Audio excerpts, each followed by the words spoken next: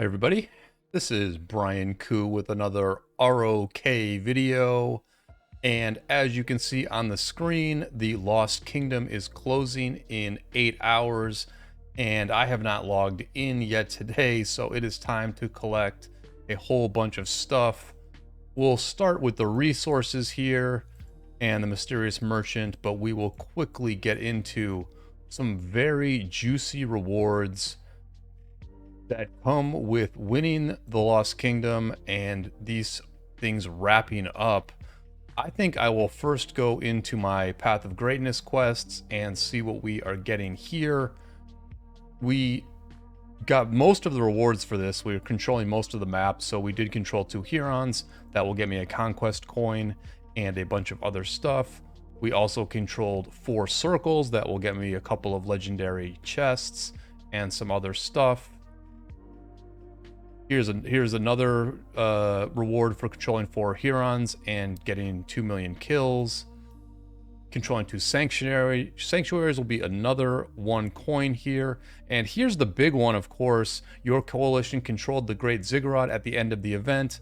I killed 6 million troops. So that is going to get us the star, and it will get us a conquest coin.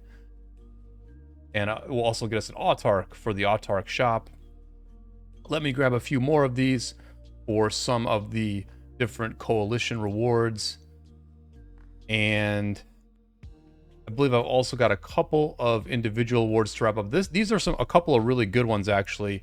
It was a little confusing to me, but you get these conversion coins at the end of the Lost Kingdom. I was expecting to get them when I hit the 4 million and 15 million kill marks, but we get them at the end of the Lost Kingdom. So 5 conversion stones here. That's a really big deal, plus an iconic crystal for this one. You can see that I did not hit 30 million kills in this KvK. This is actually the second straight KvK where I didn't hit it. I came very close last time, didn't come all that close this time. Second KvK in a row where we had a pretty easy win, and we didn't have a lot of fighting. We actually had 1 day of fighting basically in Kingsland.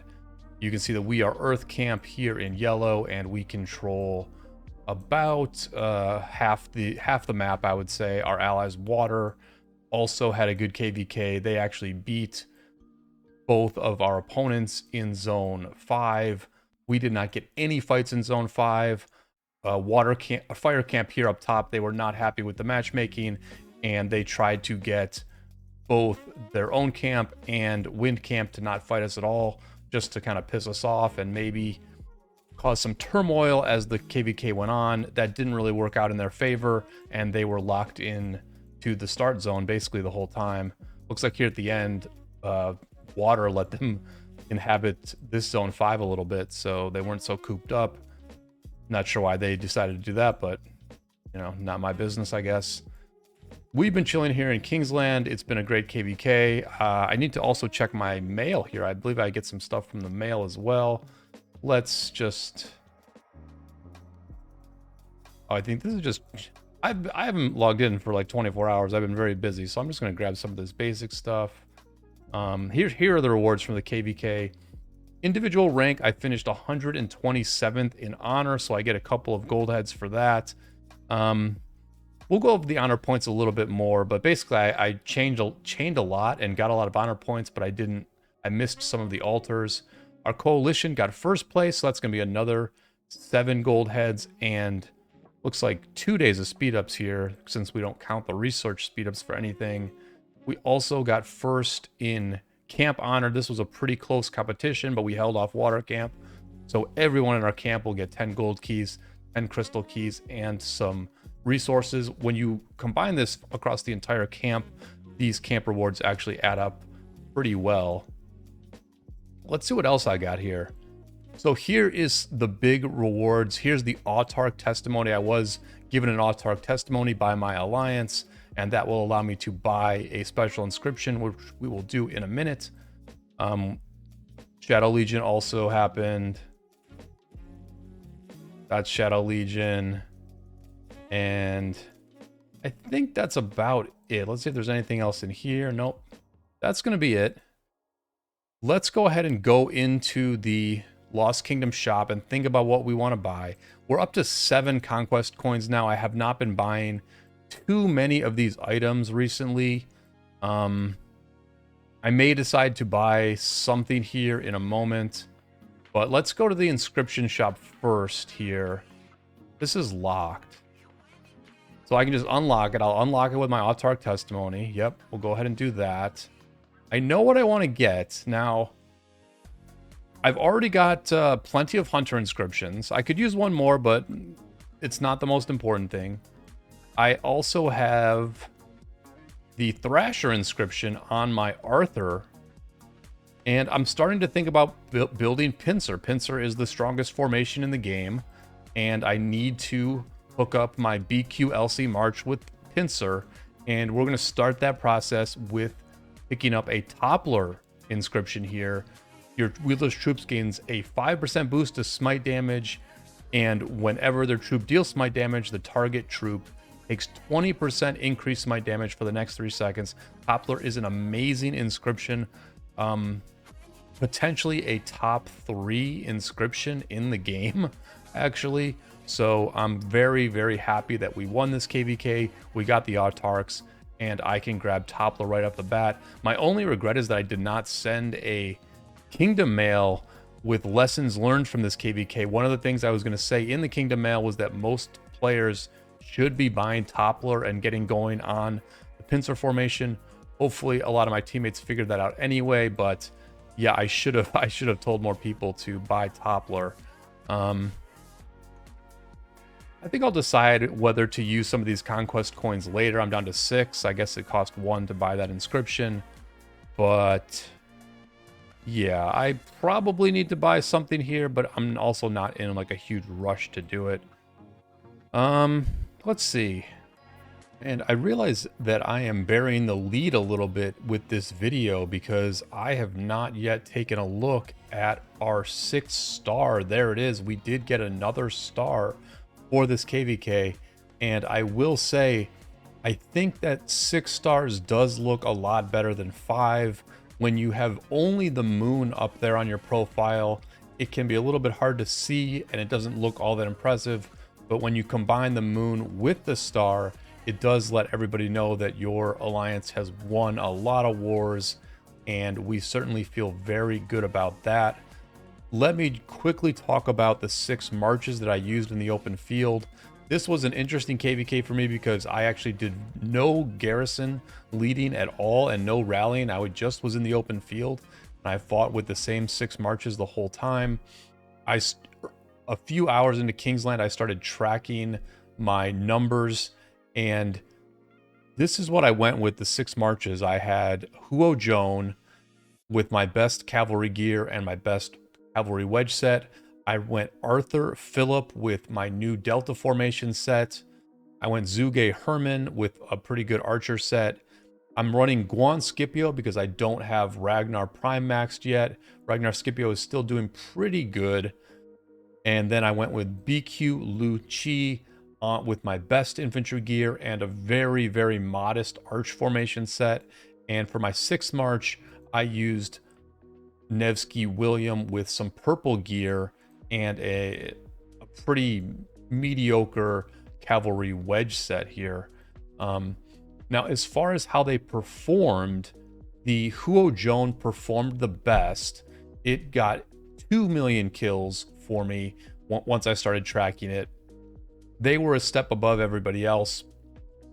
Behind them in second was actually the BQLC. Even though the armaments here are nothing special, they're decent, but nothing special. Decent gear. BQ and LC did about 1.35 million kills. And then in third place was actually, and right behind them was the Arthur Philip. Now, the thing about the Arthur Philip is that I made a very, very foolish decision or mistake here where I forgot to make Arthur level 60. I was playing this Kingsland with a level 53 Arthur, so he did not have all of his talents. I spent the night before Kingsland converting a bunch of armaments to delta formation. So I put effort into preparing myself with this Arthur, but I just forgot to level him up to 60. This March got about 1.25 million kills, almost as much as the BQLC, but yeah, the trades didn't seem that good, and I was a little disappointed with it, but I think that was probably because I didn't make Arthur level 60, and I also was not finished converting stuff. Then there was everybody else was a tier below. The other 3 marches all got between 900,000 and 700,000 kills. In 4th place was Guan Scipio. Guan Scipio is still doing well, but it definitely was a lot worse than the BQLC. Then in 5th place was actually the Nevsky William with the purple gear. They had about 740,000 kills. And then in last place was actually the Zuge Herman, who only had about 710,000 kills. It's a nice set of archer gear and some pretty decent armaments on this as well. But Zuge Herman did definitely slack off in this one. As far as the KvK as a whole, we played the Tides of War map, and I do want to say I think this is probably my favorite map in Rise of Kingdoms at this point. 3 main reasons why I really like Tides of War. Number 1, when a garrison captain goes to 0 health, it does not get popped. It remains the captain in the garrison, and that is just a very, very convenient and low stress way to play defense in this game. Swapping captains is a skill, but it's a stressful skill, and it just dominates what you're thinking about when you're defending something. All the conversation on voice, and as a war lead, all my attention is getting a backup garrison ready and deciding when to put that backup in. You then have to switch to the backup correctly. There's sometimes a delay in the backup switching, and you can accidentally kick the original captain out and have some big error that way. I just think it's really nice that you don't have to even worry about that on the Tides of War map. I really, really like the mechanic of garrison captains not getting popped. I also like the tides. I think the tides are pretty interesting. There's a bit of skill in deciding which personal tide you use. And there's also, you know, some interesting decisions to be made when the tides switch to certain things. When Kingsland started when the Kingsland fighting started, we had a tide that gave us an artifact. So for the first few hours of Kingsland, we were fighting with an artifact, but then it switched to a new tide, and we had some options on the flags. We were able to make one flag an arrow tower. You know what? Actually, I'm saying that a little bit wrong. This was all part of the same tide. When the Kingsland started, we had the option to make one flag of each alliance an arrow tower, and we could also make one flag of each alliance a shielded flag that cannot be attacked. This was very interesting. You had to make really good decisions about which flag to convert to an arrow tower and which flag to use a shield on. And then after the day change on the first day of Kingsland, the tide changed, I think, and we no longer had those options, and we also no longer had the artifact. But I think those all were interesting strategic choices on this map. And then the third thing I like about Tides is that it is similar to Heroic Anthem and King of All Britain in that a lot of the zones are very self-contained, meaning that you fight in Zone 5, and then once the fight is over, you fall back to your safe areas, and it's not really that big of a deal if you win or lose Zone 5. Same thing with Zone 7s here, or the Zone 7 passes, where you fight the Zone 7 passes and then immediately transition into Kingsland. The Kingsland itself is pretty small, so it doesn't take multiple days. My issue nowadays, being in a slightly more casual kingdom and not having as many war leads as we used to have, is that in some of the more advanced maps like Orleans or stratagems, what can happen is that wars can last for a very long time, because even if a team loses a zone, like if you lose a Zone 5 on Orleans, what can happen is later on in the KvK, you can re-enter Zone 5 and sort of keep making progress. Or in stratagems, you could, and you can do this in Orleans as well, you can put up a fort wall around a significant pass, and that means that the fighting can last for a week or more. And then once you start getting backdoored later in the KvK, you're having to deal with attacks on multiple fronts for multiple days, all hours of the day. This can be good if you want a lot of fighting, but if you don't have a lot of war leads, that puts a ton of pressure on the war leads that you do have. I kind of really like these more, let's say, casual KvKs where the fighting happens for a while, then it's over, you move on to more fighting. And then of course there are also altar fights on this Tides map, and altars are really fun. We didn't actually get any altar fights because the enemy refused to fight us, but it looked like Water Camp had some fun at some of the altars. So, you know, that's going to be it for this Lost Kingdom. We are going to be getting in a very good migration group at this point in our off season, and we'll be registering for KvK soon enough again. I do want to say that my kingdom 770, the Handsome Devils, we are recruiting right now. We are bringing in a number of players. I think we're going to get up to about 80 active players once our migration is done. We're also doing a lot to clear out dead weight. I actually moved one of my longtime friends, SLD5 Reborn. I'm not sure if I could find her here, but Sonia is one of the people that I've played this game with for a very long time. She quit, and I put a 30-day shield on her city, and she's just going to stay in this Lost Kingdom and float there in the Netherworld until she becomes inactive.